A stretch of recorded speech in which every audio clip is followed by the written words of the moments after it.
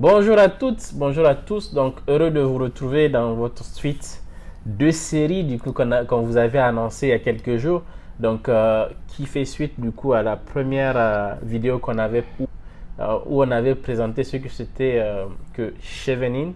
Vous a parlé un peu de nos expériences de début et on vous a prévu cette vidéo où on va vous parler du coup de comment constituer son dossier et surtout des parties les plus importantes où d'abord on vous parlera des expériences professionnelles, d'où l'exigence des 2 ans. On vous parlera des essais, leadership, networking, study project ou objectif et career plan, bien sûr. Et ensuite, on reviendra sur nos expériences personnelles, des anecdotes, avec toujours du coup Alassane qu'on va aller rejoindre tout de suite. Vous le savez, partagez le contenu où ça peut aider. Si vous êtes là pour la première fois, des likes, abonnez-vous. C'est ensemble qu'on ira très loin. On est là pour vous accompagner, vous aider. Allez, on y va, go!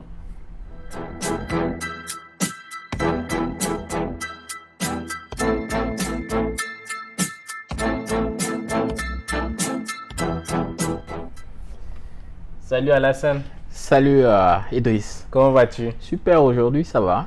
Super, super. Et merci en tout cas de me rejoindre encore sur cette série-là, du coup, de Chevening. Et on va parler de la partie la plus importante aujourd'hui Ouais, du parcours. comment s'embarquer. C'est ça. Donc la première partie ou la première étape importante, c'est du coup le critère d'éligibilité qui est de 2 ans d'expérience. Comment est-ce que toi tu avais perçu ce passage-là? On va essayer d'aller rapidement sur ce critère-là d'expérience. Alors avec ce critère d'expérience, mon cas personnel, ça matchait déjà parce que j'avais déjà, quand j'ai commencé à penser à Chevny, j'avais déjà 3 années d'expérience sans tenir compte de mes stages. Donc du coup, c'était un critère je me sentais confortable avec ça. Voilà. Maintenant, certainement pour beaucoup de candidats, ils pourraient se sentir mal à l'aise avec ce critère, mais ce qu'il faut savoir, c'est que les expériences en stage, ça compte, le travail à temps partiel, ça compte. Exactement. Donc tout ça là, ça peut venir renforcer le nombre d'années d'expérience en fait. Oui, oui, oui. Moi, c'était pareil pour moi. Moi, j'avais candidaté aussi l'année dernière, mais du coup, j'avais déjà 5 6 ans d'expérience du coup professionnelle, mais j'avais aussi à côté 6 ans, 7 ans d'expérience associative. Et d'ailleurs, moi, c'est d'ailleurs l'associatif même que j'ai beaucoup mis en avant. C'est pour vous dire que en fait, c'est pas que les expériences dans les entreprises. Et d'ailleurs, tu le disais tout à l'heure, c'est ce qui intéresse chez Venin. C'est-à-dire si vous n'avez pas encore eu le temps de travailler dans une entreprise et que vous avez déjà fait pas mal de stages et surtout en Afrique, je sais qu'il y a beaucoup de gens, les entreprises ne recrutent pas en CDI Ouais. ou CDD. Il y a des gens qui font 1 an de stage, 2 ans de stage et vous passez d'entreprise en entreprise. Sachez que c'est un critère d'éligibilité. Donc vous êtes éligible tant que vous comblez le nombre d'heures de travail. Et du coup, vous pouvez enchaîner plusieurs expériences en parallèle et chaque expérience compte pour son heure de travail. Effectivement, vos expériences de stage, ça compte. Et je sais qu'il y a beaucoup parmi nous en Afrique qui n'ont pas l'opportunité de trouver un travail CDD ou CDI, qui sont dans l'enseignement. Alors je vous dis aussi que l'expérience dans l'enseignement, ça compte. Même si vous êtes professeur vacataire, moi personnellement, je donnais des cours à l'université et j'ai mis cette expérience là-dedans. Et d'ailleurs, je peux vous dire que c'est une expérience très pertinente parce qu'en fait, même si c'est un travail qui est rémunéré, mais c'est un travail qui est valorisant parce qu'on transmet son savoir à d'autres jeunes. Donc, c'est un travail qui a de l'impact. Donc, si vous avez de l'expérience dans l'enseignement, c'est un good fit, comme on le dit, pour la bourse Chevening. J'espère qu'en tout cas, on a répondu à ce critère-là et on vous a éclairé. Si vous avez d'autres questions ou d'autres précisions que vous aimeriez qu'on apporte, posez les questions dans la zone de commentaires en bas. On y répondra bien sûr avec plaisir. C'est beaucoup plus facile pour nous de vous répondre en commentaire sur la vidéo que quand vous nous écrivez sur les différents réseaux sociaux. Vous imaginez que si vous nous avez écrit, il y a 10, 20, 30 autres personnes qui vont écrire. Donc, c'est beaucoup plus facile sur la vidéo. Et lui et moi, nous pouvons venir répondre. On va passer maintenant à l'autre grande étape parce que c'est l'étape qui prend le plus de temps et c'est l'étape qui souvent décourage beaucoup de candidats. C'est la partie des essais. Les essais, juste pour vous définir, c'est qu'un essai, c'est un écrit en fait globalement académique et qui souvent en fait traduit soit votre motivation, qui traduit soit un projet éducatif dans le cadre des bourses, mais c'est aussi un travail académique que vous aurez en fait certainement à faire quand vous serez dans le cadre éducatif. Et c'est pourquoi d'ailleurs beaucoup de bourses en fait, en vous demandant de faire des essais, ils essaient en fait de tester aussi votre capacité à communiquer, votre capacité à transférer, enfin, à partager des informations et du coup, peut-être votre capacité de réussir votre académie, parcours académique. Parcours académique, C'est parfaitement. ça. Donc, ouais, effectivement, les essais, c'est une partie qui est très, très déterminante. C'est un exercice qui, a priori, semble compliqué. Mais quand on est passé par là, et on se rend compte qu'il y a des tips qui peuvent aider à faciliter. Donc, on va vous parler de ces tips. Les essais, en fait, c'est des dissertations, comme on le dit chez nous. Mais c'est des dissertations sur des sujets très précis. Oui. Et ce qui est intéressant dans les essais de Chevening, ils te disent à l'avance ce qu'ils aimeraient voir dans ton essai. Oui. Voilà, on ne te dit pas de parler, il a parlé des sujets de leadership, de networking, de study project, de career plan. C'est pas qu'on prend juste le titre, on vous dit de faire un essai là-dessus. Ils font une excellente chose, ils vous disent qu'est-ce qu'ils aimeraient voir là-dedans. Voilà. D'ailleurs, on va commencer déjà par vous présenter ce qu'ils demandent. Ouais. Ils demandent, on va vous lire ça directement depuis le téléphone, comme ça, vu que c'est pas quelque chose que nous on a inventé. Ouais. Tu peux regarder. Après, on va. Tu vas couper. Vas-y, tu peux. Ça. Donc, on va commencer par le premier essai qui vous est demandé, qui est le Leadership and Influence. Influence, du coup, selon comment vous le lisez et selon votre accent. Vous allez comprendre que j'ai un bon accent en anglais. Est-ce le bon? Vous me le direz en commentaire. Donc, Chevening is looking for individuals who will be future leaders, influencers in their home countries. Explain how you meet these requirements.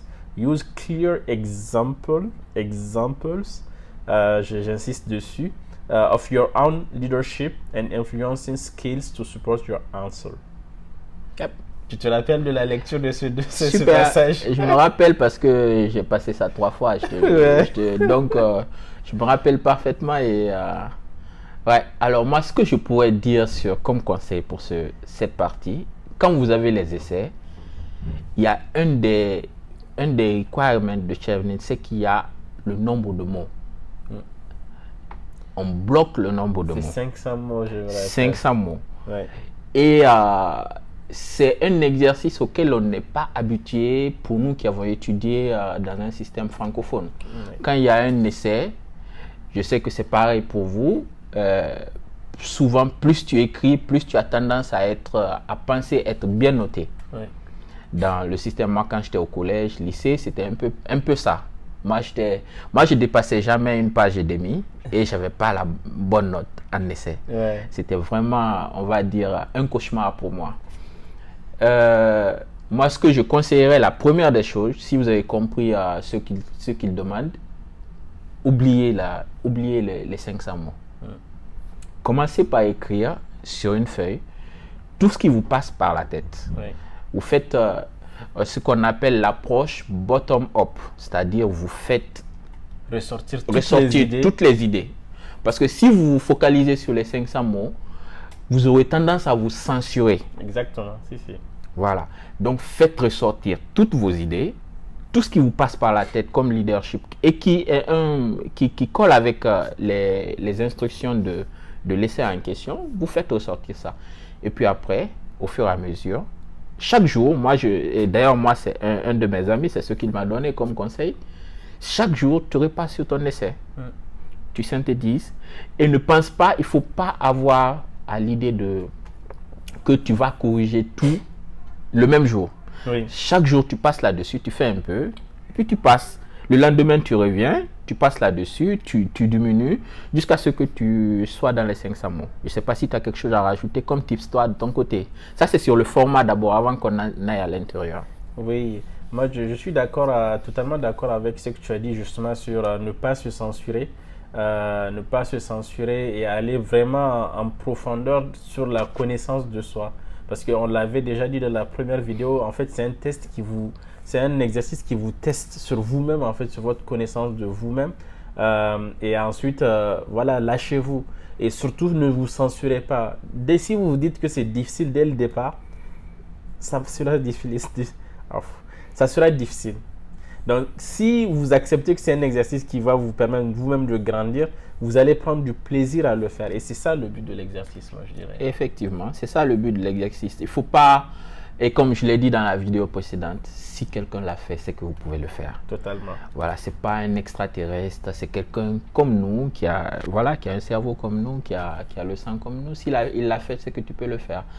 Donc, moi, au-delà du courage et tout, il faut s'armer parce que les essais, c'est un exercice qui est très challengeant. Moi, je ne dirais pas que c'est un exercice difficile, mais c'est un exercice qui est challengeant. Ça veut dire challengeant, de mon avis, c'est que c'est à ta portée, mais il faut quand même faire un peu d'effort. Beaucoup d'efforts, moi, voilà, je dirais. Il faut faire beaucoup d'efforts, en fait. Il faut accepter de faire. C'est pas impossible. Ouais. Voilà, donc sur l'essai, sur le format de l'essai et comment aborder les essais, moi, c'est ce que je pourrais dire. Mais là, quand on prend le leadership question, ils ont posé des questions ils ont donné des instructions très, très claires. Ouais. Voilà. Est-ce que, de manière générale, en quoi vous voyez qu'est-ce qui vous fait penser que vous êtes un leader? Oui. Il faut que vous puissiez répondre à cette question. C'est ça. Et pour ça, il faut connaître la définition du leader d'abord. Parce qu'il ne faut pas aller donner des exemples pensant que c'est des exemples de leader alors que ça ne colle pas avec la vraie définition de leader. Ok? Donc l'idée qui est derrière, c'est que vous amenez les gens comme leader, vous influencez les gens. Vous avez la capacité d'influencer les gens. Vous avez la capacité de rassembler les gens. Vous avez la capacité d'améliorer les conditions de vie des gens autour de vous. Vous avez la capacité de résoudre des problèmes qui sont importants dans la communauté. Prendre des initiatives. Vous avez la capacité de prendre des initiatives. Alors, du coup, on a été un peu chassé de là où on était parce qu'on avait dépassé les heures réservées. Malheureusement, bon, c'est pas grave, on va continuer notre vidéo toujours dans la bibliothèque en essayant d'être calme, sans être très calme. Donc, on était en train de parler du coup du leadership. On parlait c'est le leader, en fait, on a essayé de le définir globalement, mais je suis sûr que vous pouvez trouver la définition beaucoup plus complète. On va essayer d'aller maintenant, en fait, dans le cadre même de l'essai. Qu'est-ce qu'on vous demande? Moi, je vais essayer de vous partager, moi, ce que j'avais mis personnellement, en fait, sur la partie leadership. Qu'est-ce qui faisait que moi je pensais que j'étais un leader? En fait, moi j'ai juste partagé beaucoup plus de mes expériences. Une des expériences justement, c'est Karatu Postback. Vous êtes sur la chaîne, mais Karatu Postback, c'est aussi l'application mobile, c'est aussi beaucoup d'autres initiatives. J'ai fait beaucoup d'associatifs et en fait ce que j'ai montré surtout, en fait, dans chaque expérience que vous racontez, il faut montrer quelle a été votre implication. Et votre implication, c'est-à-dire en quel moment vous vous êtes senti en position de leadership. Et quand vous étiez dans cette position de leadership, qu'est-ce que ça a amené à votre communauté? Qu'est-ce que ça a amené je sais pas, à vous-même? Qu'est-ce que ça a développé en vous? Parce que c'est aussi ça qu'on veut voir, ce que vous apprenez de vos expériences. Je sais pas ce que tu en penses. Oui, effectivement, hein, c'est par rapport à vos expériences, si vous avez fait des réalisations personnels qui ont eu un impact sur votre communauté, on vous donnera des exemples. Moi, je vous donne un exemple. Moi, un de mes projets phares lors de mon application, c'est que j'ai personnellement, en fait, j'ai obtenu des bourses. Donc, l'une des caractéristiques d'un leader, ce sont ses aptitudes, on va dire, aller chercher les choses. Aller chercher les choses. C'est la curiosité intellectuelle et puis c'est l'esprit de compétition. Voilà, donc moi j'ai obtenu des bourses, j'ai eu des récompenses. Donc si vous en avez eu, ça doit apparaître dans votre essai.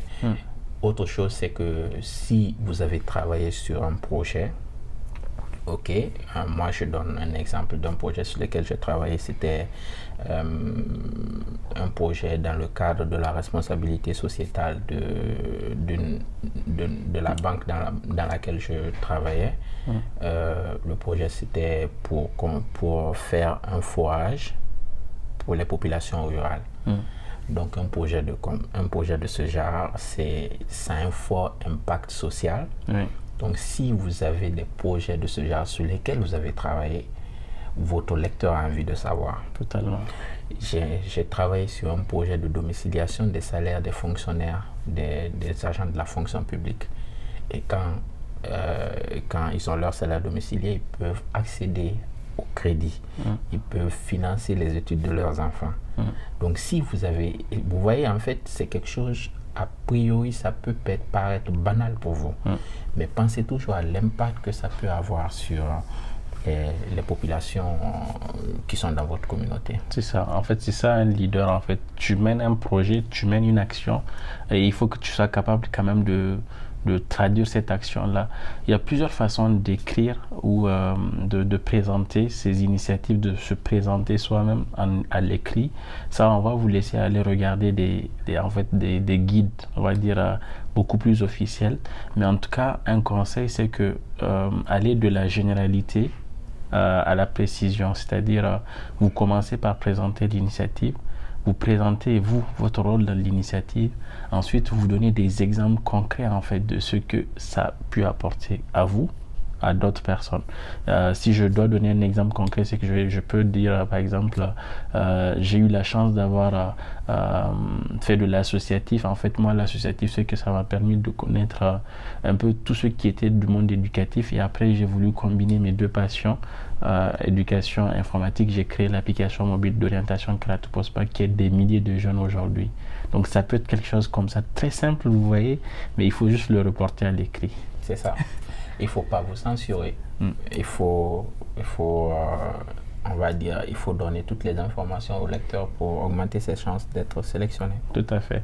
Et on va rester là sur ce critère de leadership, sinon on peut passer toute une matinée, toute une journée. Et dites-nous, en fait, si vous avez besoin qu'on fasse un live, on peut faire un live où on peut répondre à vos questions. On va inviter d'autres lauréats pour exclusivement répondre à vos questions. Dites-nous-le en commentaire. Et on va passer du coup au deuxième, qui est le networking question. Ouais. Je te laisse le présenter. Alors, networking question, ce que le programme veut savoir, est-ce que vous savez d'abord c'est quoi le networking? Est-ce que vous avez des habilités de networking naturelles? Vous êtes prédisposé vous avez une prédisposition naturelle à networker? Et puis également, si toutefois vous êtes sélectionné, qu'est-ce que vous pourrez apporter au grand réseau de network du programme Chevening? Tout à fait. Alors, dis-moi si j'ai manqué quelque chose. Oui, non, c'est tout à fait ça. Mais en fait aussi, comment est-ce que vous avez utilisé votre réseau dans votre étape de leadership? Ça a l'air d'être, en fait, les différents essais ont l'air d'être complètement décorrélés, mais en fait, ils sont tous connectés. Parce que si vous avez expliqué que dans la première partie, vous êtes un leader, du coup, vous avez travaillé avec beaucoup de personnes, mais comment est-ce que vous avez fait pour travailler avec ces personnes-là? Comment est-ce que vous avez fait pour rassembler ces personnes-là? Super. Comment est-ce que vous avez fait pour, on va dire, créer des opportunités en fait à travers votre réseau?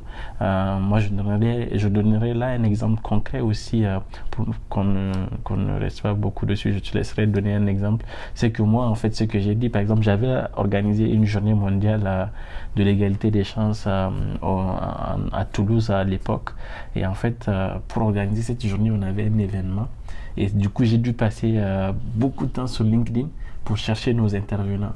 Et du coup, j'avais réussi à inviter la Head of Diversity d'Airbus, qui est vraiment quelqu'un d'inapprochable. On n'avait rien en commun. Inatteignable, ouais. Et du coup, je l'ai invité à notre événement. On est devenus amis après. Et ça, c'est quelque chose que j'ai mis sur mon networking. Ouais. Effectivement, ouais. C'est une des qualités du leader. Moi, l'exemple de network que j'ai eu. Tout à l'heure, quand je vous parlais de leadership, je vous ai parlé de quelqu'un qui a l'esprit de la compétition, qui a l'esprit de challenge et tout. Donc moi, j'ai eu l'opportunité, j'avais comme objectif de rejoindre, quand je travaillais à la BCB, de rejoindre le siège de BNP Paribas dans l'équipe des inspecteurs. Donc très tôt, j'ai listé les prérequis pour pouvoir être éligible à ça. Et quand je pensais avoir ces prérequis, j'ai postulé seul parce que j'étais un peu, voilà, je travaillais un peu dans mon coin, je comptais que sur mes compétences. J'ai postulé et puis j'ai échoué. Maintenant, 2 ans après, j'ai assisté à un séminaire, participé à un séminaire en France où j'ai rencontré un jeune comme moi. C'était un séminaire sur les jeunes leaders du groupe BNP Paribas. Donc, du coup, on a networké. Ce networking-là m'a permis de parfaire mon dossier de candidature et ça m'a permis d'être accepté à l'université. Enfin, d'être accepté au niveau de l'inspection générale du groupe BNP Paribas. Donc, tu vois un peu l'importance du networking, c'est-à-dire on travaille, on peut se sentir très bon, mais quand on est seul, on n'est rien.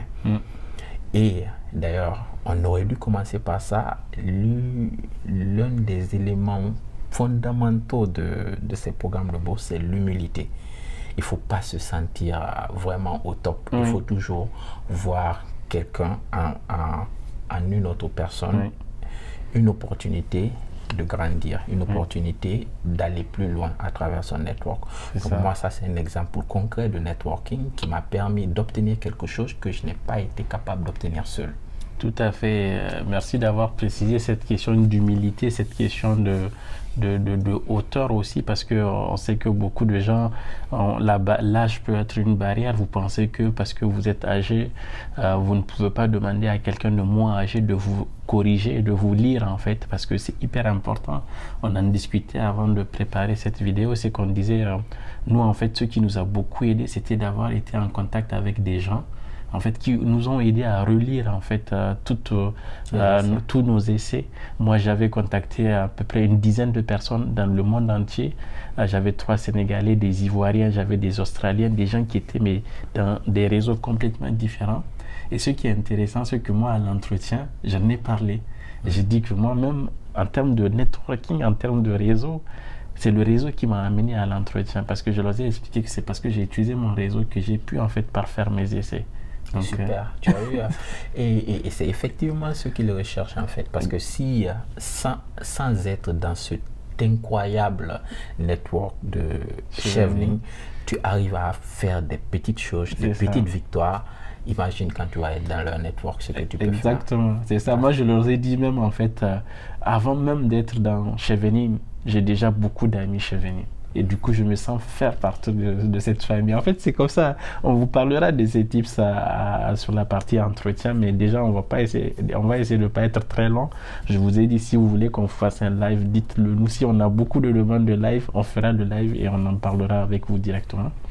Et du coup, on va passer au troisième essai, qui est du coup le study objectif, où là en fait c'est en fait un écrit où on vous demande de présenter l'objectif de vos études, pourquoi vous voulez étudier tel domaine, pourquoi vous voulez étudier dans telle université, pourquoi vous voulez en fait partir en Angleterre en tant que tel.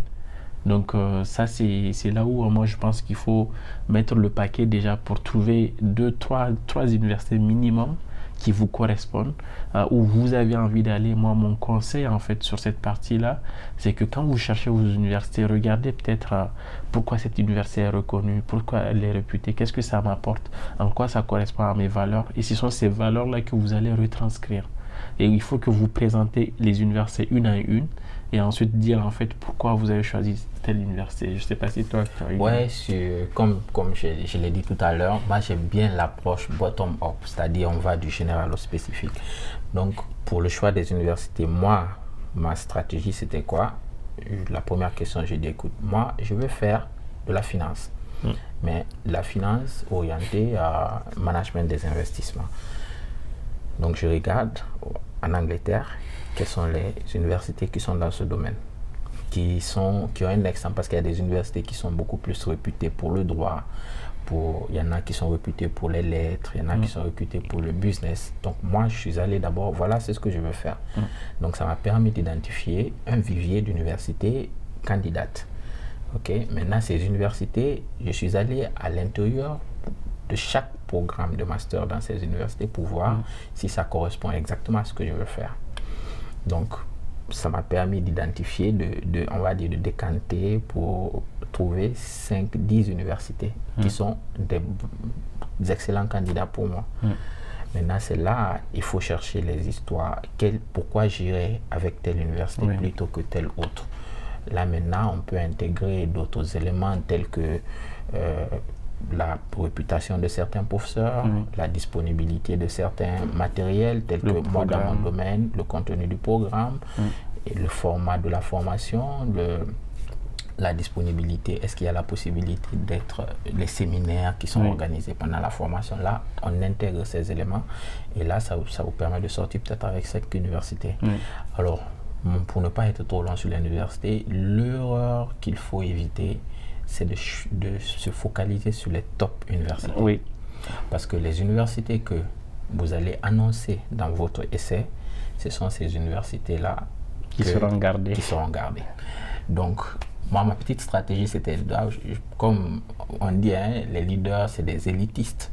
Ma petite stratégie, je prends une top université, et puis je prends 2 petites universités. Voilà, 2 universités moyennes. C'est ça, totalement. Mais je garde en tête que la top université, si je l'ai, ce sera mon premier choix.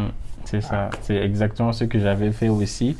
Et en fait, ce qui est important aussi, on aura une vidéo, vidéo qui fait suite à ça, qu'on va publier après, du coup, la clôture des candidatures, c'est comment choisir en fait son université et comment aller au-delà du choix qui a été fait sur les 3 premières universités qui sont mises dans les essais. Mais ce qui est important, c'est qu'il faut que vous définissez votre profil à vous-même en fait. Et ça va vous aider parce que moi j'avais défini mon profil en tant qu'entrepreneur social et du coup je me suis focalisé parce que quand vous allez regarder les classements d'universités pour choisir, les universités sont classées aussi en fonction de leur domaine et de leur domaine de compétences. Vous avez des universités qui seront top pour l'entrepreneuriat social, qui seront d'autres qui seront top pour le financement, pour l'investissement, pour l'économie.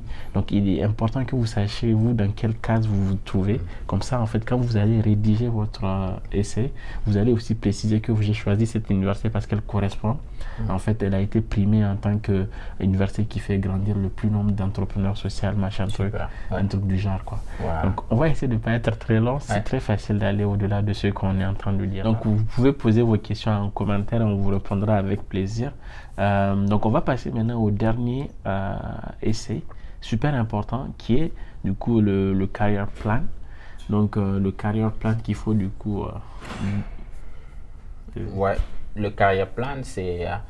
il faut clairement montrer au comité Chevening ce que vous allez faire après vos études. Donc moi, sans trop rentrer dans la théorie, je vais vous dire un peu c'était quoi ma stratégie. C'est que je leur expliquais bien, voici ce que je fais jusque maintenant, pendant que je suis en train de candidater. Voici ce que je prévois d'aller faire si toutefois je suis sélectionné. Et si je fais ça, à mon retour, je viendrai avec 2-3 nouvelles compétences. Sans être trop... sans donner beaucoup trop de détails. Voici 3 principales compétences. Et ces compétences vont me permettre de pouvoir faire ça dès mon retour. C'est-à-dire, à court terme, voici ce que je serai capable de faire. À long terme, voici ce que je serai capable de faire. Et la finalité de ma carrière, voici comment je la vois. Ok, donc c'est un peu comme ça moi j'ai abordé l'essai Career Plan. Si, tout à fait. Bon, j'ai fait quasiment pareil. Et en plus, moi, ce que j'avais fait, en fait, j'ai procédé par la méthode de timeline, du coup, de temps où j'ai du coup dit à court terme. qu'est-ce que je ferai, à moyen terme, qu'est-ce que je ferai, et à long terme aussi, qu'est-ce que je ferai. Mais surtout, ce qui est important, vous avez dit que la plupart des essais sont liés, c'est que vous allez partir du coup en Angleterre avec la Bosch Chevening, vous allez développer votre leadership et les différentes compétences comme il a dit, et en plus, vous allez en fait développer un networking du coup sur place. Vous allez développer un network du coup avec des gens, par exemple moi pour mon cas c'était du MBA, du coup j'allais développer des partenariats avec des gens en Angleterre, mais comment est-ce que ce partenariat là vous allez l'exploiter, ce réseau là que vous allez développer, vous allez l'exploiter et l'amener chez vous, parce qu'on a dit Career Plan, du coup c'est le projet professionnel. Qu'est-ce que votre expérience en Angleterre va apporter à votre pays? Qu'est-ce que aussi, quelle relation, parce que aussi il y a l'idée de pont en fait. Quel pont vous allez réussir à créer entre l'Angleterre et le Niger, parce qu'on investit, l'Angleterre investit sur vous, c'est que vous puissiez créer, renforcer les relations entre les deux pays. Donc il faut que vous ayez cette vision-là et que vous leur transférez aussi cette vision-là que en fait vous allez créer un rapport en fait gagnant-gagnant entre vos deux pays et vous allez être l'élément central peut-être de celui-là. Ouais, effectivement, hein, comme on dit, les bonnes idées se rejoignent. C'est exactement comme ça que j'ai abordé la partie, comme tu l'as dit, après le programme, tu es perçu un peu comme un ambassadeur. Donc moi, j'ai dit en traduction littérale, de l'anglais en français, j'ai dit que je serais un constructeur de ponts entre les demandeurs de capitaux en Afrique, Dieu seul sait qu'il y en a beaucoup, puisque moi je suis dans le domaine de la finance, et les pourvoyeurs de capitaux venant de l'Angleterre. Donc c'est en fait une formule qui a vraiment plu, parce que j'ai ramené ça même lors de l'entretien, on aura le temps de parler de ça, mais il ne faut pas oublier de vous positionner dans cette perspective-là. Où est-ce que vous vous situez dans la relation entre l'Angleterre et ton pays d'origine? Moi, par exemple, la Guinée, comment je me positionne comme acteur dans le renforcement des relations entre mon pays et l'Angleterre. Et c'est totalement le rôle en fait de ces représentations, de ces ambassades localement. Donc vous pouvez en fait contribuer à cela. Et quelque chose qui est assez important aussi de mentionner, c'est que personne ne vous tiendra à rigueur de réellement réaliser à votre retour ce que vous voulez faire. C'est une ambition. Donc personne ne vous tiendra à rigueur si votre plan de carrière évolue dans le temps pendant que vous êtes en train de vous former. Donc vraiment, c'est pourquoi il ne faut pas être focus et fixé et borné surtout. Il faut que j'ai une idée, mais il faut que quand même votre idée soit cohérente. Il ne faut pas faire à partir dans un monde de bisounours nous donner le rêve, quoi. Non, il faut que ça soit vraiment réaliste, concrètement réalisable aussi. Donc quelque chose de smart en fait. Je vous laisserai aller regarder le smart du coup.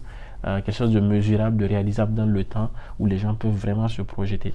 Et ils vont insister dessus au niveau de l'entretien. Donc on va essayer de pas vraiment beaucoup parler et aller très loin et essayer de faire court. Mais en tout cas, quelque chose de super important aussi, c'est que du coup, il faut prendre du temps certes sur les essais, mais n'oubliez pas toutes les autres étapes qui viennent après le essai. C'est-à-dire le choix de l'université. Dans la liste, vous devez donner une liste d'universités donc à valider avec le dossier, mais il faut aussi respecter la date limite du coup du dossier. Beaucoup, l'année dernière en tout cas, avaient eu du mal à soumettre leur candidature parce qu'ils ont attendu à la dernière minute. S'il vous plaît, ne faites pas ça. Ouais, c'est trop risqué la dernière minute parce qu'en fait tout le monde, le réseau est saturé. Il peut arriver que vous ne puissiez pas charger votre dossier. Et ce qui serait dommage, c'est que vous êtes obligé d'attendre une année de plus. Moi particulièrement, ça m'est arrivé. La première fois que j'ai voulu participer, j'ai fait tout à la dernière minute et à la dernière minute, j'étais tout simplement pas capable de charger mon dossier. Et sachez que l'année dernière, il y avait 63 000 candidats. Et je pense que cette année, il y en aura beaucoup plus. Certainement. Vous imaginez 63 000 personnes qui essaient d'aller par le même bout de fil. Bon, c'est pas comme ça que ça se passe, mais en tout cas, il y a un goulot d'étranglement qui se crée. Donc, soyez à 2-3 jours. Soumettez. Sachez que vous pouvez modifier déjà votre truc. Donc, enregistrez tout, relisez et après soumettez. faites vos prières dans toutes vos langues ou dans toutes vos croyances. Ouais. Mais en tout cas, on vous souhaite vraiment bonne chance. Nous, on est là. On va vous faire du coup une autre vidéo sur le choix des universités, bien sûr, après la soumission après la clôture. Comme ça, on est sûr qu'on a la bonne audience aussi. Et ensuite, comme je vous l'ai dit, si vous voulez qu'on vous fasse un live, exprimez-le en commentaire. Nous, ça nous motive. Et surtout, mettez-nous vos commentaires. C'est aussi quelque chose qui nous motive. Si ce contenu vous a été utile, ça vous a aidé. Si vous avez d'autres questions aussi, surtout posez-les. On est là pour répondre. Je ne sais pas si tu as le dernier. Super. Si vous avez des questions, posez-les et vous aurez l'opportunité d'avoir des réponses des personnes qui ont été dans le processus. Dans le game. Donc, dans le game, comme tu aimes bien le dire, Idriss, des personnes qui ont été dans le game. Donc, ces conseils ne pourront que vous aider. C'est ça. On vous dit à très bientôt. Si vous êtes là jusqu'au bout, merci beaucoup et abonnez-vous à la chaîne si vous ne l'êtes pas encore. On grandit ensemble, on continue ensemble et apporter le contenu beaucoup plus loin que là où on peut nous l'apporter. On compte sur vous et à très bientôt. Bye bye. Allez, bye bye.